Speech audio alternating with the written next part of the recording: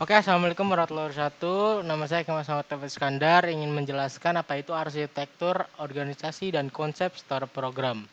Nama saya Kemas Muhammad Taufik Iskandar, NPM 237801072 dari Prodi Ilmu Komputer. Oke, dalam dunia komputasi, arsitektur komputer dan organisasi komputer adalah dua konsep yang sering digunakan untuk menjelaskan bagaimana komputer dirancang dan beroperasi.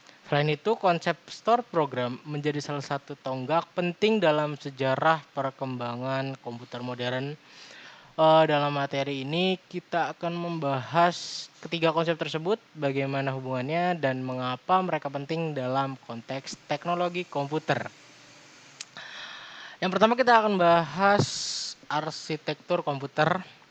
Arsitektur komputer merujuk pada desain logis dari sistem komputer.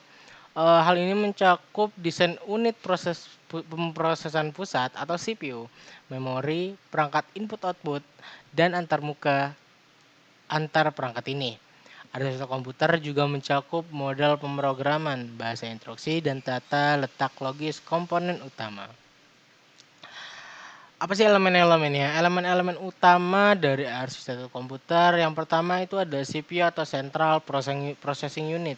CPU bisa dibilang adalah otak dari komputer yang menjalankan instruksi dan mengkoordinasikan aktivitas antara berbagai komponen komputer.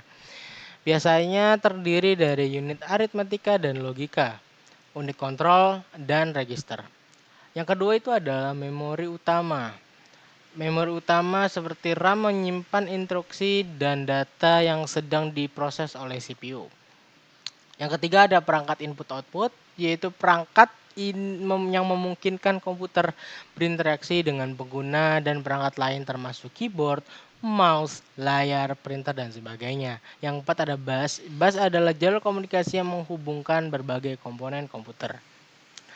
Lanjut kita akan masuk ke dalam organisasi komputer. Organisasi komputer merujuk pada cara komponen fisik komputer diatur dan terhubung untuk mendukung arsitektur yang telah dirancang. Ini mencakup detail fisik seperti tata letak, papan sirkuit, interkoneksi perangkat keras, dan cara komponen berinteraksi secara fisik.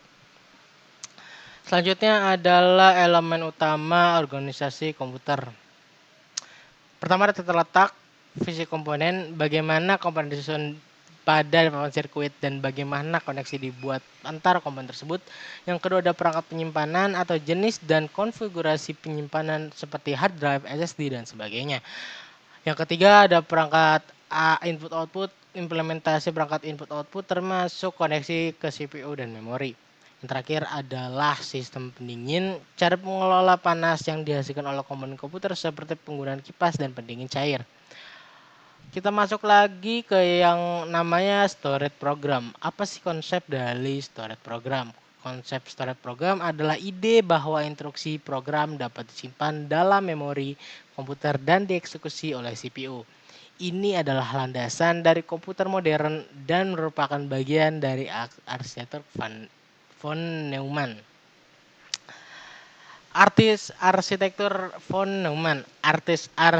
von Neumann dinamai dari John von Neumann, memperkenalkan ide bahwa data dan instruksi program dapat disimpan dalam memori yang sama. Dalam arsitektur ini, CPU membaca instruksi dari memori, menjalankannya, dan kemudian bergerak ke instruksi berikut. Hal ini memungkinkan fleksibilitas dan pemrograman yang lebih kompleks. Pentingnya storage program. Konsep storage program memungkinkan komputer untuk menjalankan program yang berbeda tanpa perlu mengubah perangkat keras secara fisik. Ini membuka jalan bagi komputer yang dapat diprogram yang menjadi dasar komputer modern.